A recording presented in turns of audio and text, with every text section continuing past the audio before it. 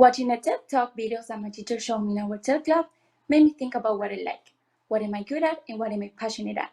That made me think about tennis and how much I love that sport. I played tennis since I was 4 years old, it's my favorite sport, and it's the only sport that I feel good at.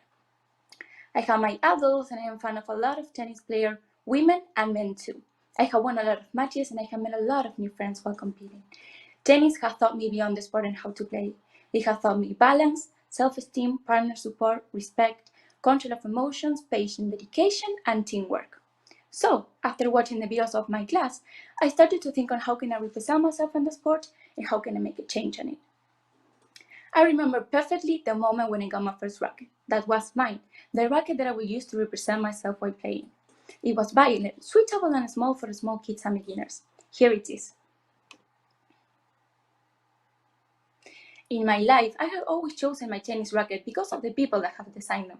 For example, the one that I have now was designed by Maria Sharapova. She has designed the colors and the structure. Here it is too. Kids usually look at the racket that their favorite player or their idol has and sold as merchandise. It is very beautiful and important for any kid that plays tennis and is interested in the sport when the time to get a racket arrives. You choose one that fits you better, one that will represent you, and also one that your favorite player or your idol has. But it is a reality that not any kid that plays tennis and is interested in the sport can afford a tennis racket and the whole equipment. As we all know, tennis is a very expensive sport. It is one of the most expensive sports in the world. Tennis, balls, rackets, tournaments are very expensive and not everyone can afford them. Tennis isn't a sport that you can play outside of your house or anytime or anywhere with your friends. Tennis must be played on tennis courts with special equipment. Also, it is more expensive here in Argentina. That's why we don't have many professional players, a lot of kids don't choose the sport, and we don't host many international tournaments. So, kids don't choose the sport because they can afford prizes, it is an individual sport, they can play it anytime or anywhere with their friends, and many other characteristics that shows why tennis in Argentina is not chosen too much. I spent a lot of time thinking how we can make tennis more popular, inclusive, and easier to access to the prizes. Not many ideas came to my mind because it's very hard. Clubs in our country should open the doors for kids and players to access to the court for free. There should be free tournaments where people can bring their friends and play together. There must be talks of the history of tennis and the lot of benefits that it has, and many other ideas that can make people and players to be closer to the sport and the clubs. USTA Florida is a clear example. It is a club from the United States where they have a volunteer organization, where they have people of all ages that work and try to cover this type of tennis, for tennis to reach everyone. They work with public and private facilities and organizations all across the state to create more opportunities for people to play tennis. They volunteer work each day and every day just for the love for the sport. So, this example of this club must be a goal for us.